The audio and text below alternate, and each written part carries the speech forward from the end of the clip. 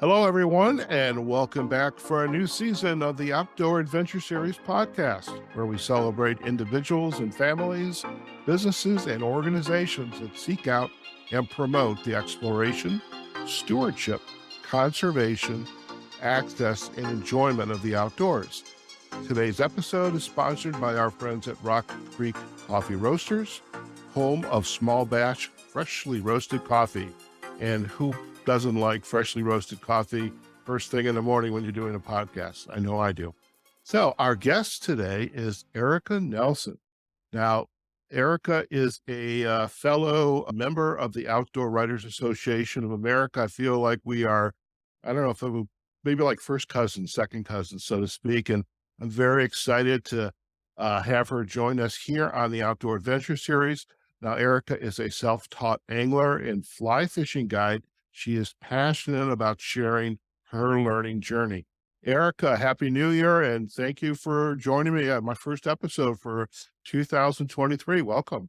Hi, thank you. Thanks for having me. Fantastic. And really excited. The last year we focused a lot on the environment, and we had a little bit of discussion around access. In some cases, it was folks who were talking about and passionate about access for individuals with disabilities. And I know as I saw you had joined the OWAA, and I thought, here's first of all, a woman who's passionate about angling. I thought, well, I'm sure it's that story, and there's a lot of other aspects to your story. And so for our listeners, just kind of introduce yourself to them and share a little bit about your background and how you got to where you are today, a successful fly fishing guide. You've contributed a lot of pieces on some major outdoor related and media related venues, and just I know there's a lot going on here. So why don't you kick us off? Let's tell us about yourself. Sure. Yeah. Well, my name is Erica Nelson. My pronouns are she and her. I currently live on the ancestral lands of the Ute, currently known as Crested Butte, Colorado. Very beautiful, very snowy right now. Really awesome place to fly fish, also known as the Gunnison Valley, which is pretty incredible fly fishing all year round. And so I am the co-founder of Real Consulting, which stands for Reconcile, Evolve, Advance, and Lead. And we have co-created the Angling for All pledge, which I'm happy to talk about later. But overall, we lead individuals and organizations towards racial equity, justice, and inclusion. I'm also a fly fishing guide here in Colorado, which is I just got done with my second year last year, so it's a new thing for me that I've been getting into. However, I've been outdoor guiding for over 10 years, whitewater, backpacking, rock climbing, you name it, I've probably coached it or taught it, skiing, snowboarding, etc. And so I am by no means awesome. I like to kind of reach a mediocre point and say that I can do it to keep up. However, I do have a passion of education. That's always been a theme of throughout my outdoor adventures is just kind of I don't need to be awesome to get other people into these sports. Yeah, get outside and try new things. And so um I definitely have a love for water, whether that's a calm river to getting a permit down some whitewater, multi-day type stuff. That's always been really fun for me. I serve a couple of boards. One in particular, I'm a co-chair of Women's Wilderness. And so that's an organization based in Boulder, Colorado. And we just kind of help girls, women, non-binary folks kind of explore the outdoors and really just kind of empower them to build confidence and find their own power within themselves when it comes to the outdoors. So some really great organizations that I'm a part of is also Brown Folks Fishing.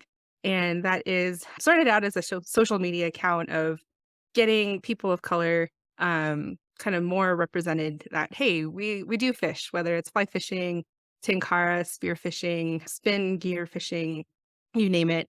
Folks from all over the world can hashtag and share their story as well. We also kind of do different programming, like which I'm happy to get into later as well. But Sure. it's a really great broad community, and being an ambassador has been pretty awesome to get to know other anglers along the U.S. and Canada, and then kind of beyond as well internationally. So that's kind of a whirlwind of, I guess, about me. And I also host a podcast as well called the Awkward Angler podcast. So Very good, very good. Well, we're going to circle back to a few items that just caught my attention and here as you were sharing your introduction and out on your website. So, Crested Butte, that's a major ski destination. Were you born and raised in this area, or did you just happen to say that's the area I want to live? I actually was born and raised in New Mexico, kind of in Okay, the Four Corners area. The largest town nearby is Farmington, but I grew up just outside of Farmington in a town called Kirtland. Well, it's not really. I never really got it to explore the outdoors. Most of my trips were school sponsored. I'm just thinking about skiing. I think one of the first times I went skiing was with my dad. My dad liked to ski, and then also just like school trips. Durango is about an hour north of us, and so it was easy to kinda get up to Purgatory Mountain and start skiing, and I've lived kind of all over the West, Oregon, Alaska, California, Nevada, Wyoming, and now I live in Colorado, and I actually was moved here to work for Vail Resorts, and so the Crested Butte Mountain Resort has always been family-owned and operated, and then sold the mountain to Vail, and so I was actually hired and recruited to move here and kinda help with the change management, so doing organizational development, really working on, systems, culture change, which is always, emotional and hard and difficult, but also can be really exciting and rewarding for others, and so that's kinda what drove me here, was for a job, I guess, and then I noticed, "Hey, there's some pretty awesome fishing here." And there's really no other female fly fishing guides, let alone indigenous guides in Colorado, and so that's kinda what kept me here. So while I no longer work for Vail Resorts as of 2020, I now have kinda just found community here in Crested Butte and fell in love with the fishing, and the people here are pretty awesome, and it's a beautiful area. okay, very nice. And I noticed on one of your updates, you had a neighbor come by with a big snowplow and kind of shoveled your sidewalk and maybe your neighbor's sidewalk, and so there's a lot of snow up there in Crested Butte. How are things going so far this year with the snow? Yeah, it's, definitely a little bit less. Last year was a really weird year. At the end or excuse me, 2021 was a weird year. The end of December, we got slammed 100 inches in 5-ish days, and it was pretty wild, and then I didn't have a snowblower or access to one, and so it's a lot of shoveling, which I was like, "Alright, getting ready for, the season with rowing." And so this year is just a little bit below, but we're still on track, and we get really excited about snow, not only because it's a ski town, but also, what that turns into in the spring and the summer, which is abundance of water and resources to have, and to be so close in access to the headwaters of the Gunnison River is pretty beautiful, and so definitely wanna see more, but it is nice, like today, to have a bit of calm weather, a bluebird Okay, day. okay. Now, growing up around the Four Corners in New Mexico, and you you mentioned your dad liked to ski, you would go skiing with him. Was your family, were they outdoor enthusiasts? Because I think I had read that you were kind of a couch potato when you were Yeah. first growing up. Yeah, I definitely became a couch potato my first years in college, that's for sure. I was more of an indoorsy kid, I would say. I mean, most of my outdoor activities were probably playing, sports, so, like, soccer, softball, things like that, and then my family never really went camping. There was maybe an annual trip here and there, whether that was skiing, whether that was camping, whether that was just kinda getting outdoors, and so, a lot of my I didn't realize this at the time until I got much older and reflecting, but, yeah, I played outside as a kid, which is still getting outdoors and being an outdoorsy kid, but for the most part, I really just didn't like getting outside. I hated the sun, the wind, there was always, like, sand in my teeth growing up in the desert. It's I hated to sweat. It wasn't until my family moved to Las Vegas, Nevada, pretty much the day after I graduated high school, Okay, and so I was 18 and I'm like, "What am I gonna do with my life?" And ended up moving to Utah, the Provo area, and so it was waking up in that valley that was just like, "Wow."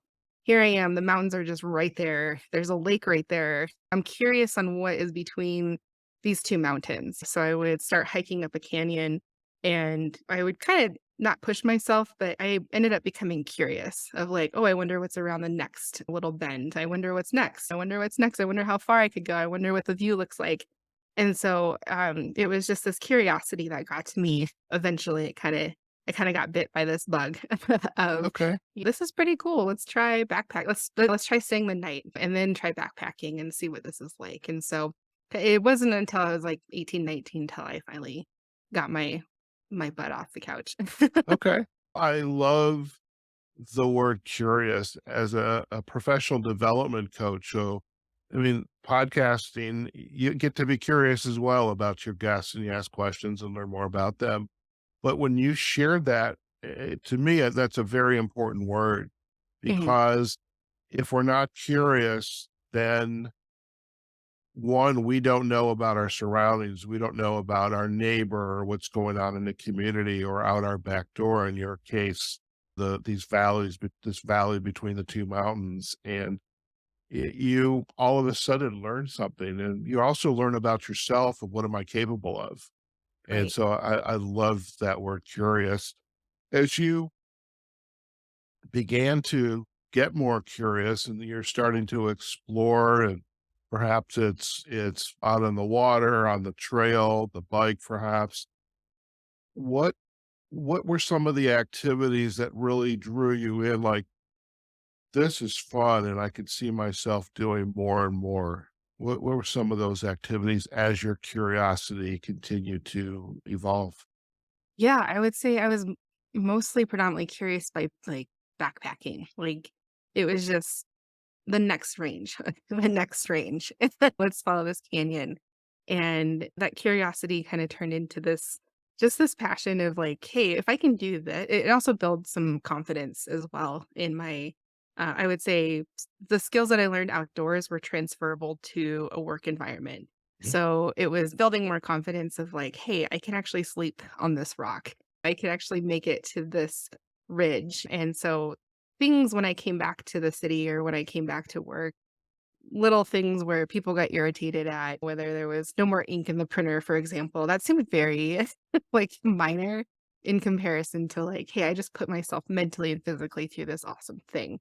And then here I am seeing these beautiful places in the world to be able to do that. And then I turned that passion into education as well. Mhm. I did have a little bit of a mishap of getting lost, and it did cause a big search and rescue party, and that was, like, a very life-changing moment of looking at leadership skills, looking at my own self-awareness and how I dealt with that situation, really just getting curious about myself and how I reacted to certain things and how I can do better, and so if I can learn this outdoors, I wanna bring working professionals out here about their jobs and kinda how does this translate, and that kinda grew into this love of like, "Hey, why aren't we talking about these things in the office, about building more confidence, being a better communicator?" Especially when I got into whitewater guiding, it was you had to be a very good communicator and very direct and make decisions that were dealing with risk management, and so it was this, like it started out with just hiking and backpacking and turned into this love of making decisions and how do I actually bring this back into my career as well.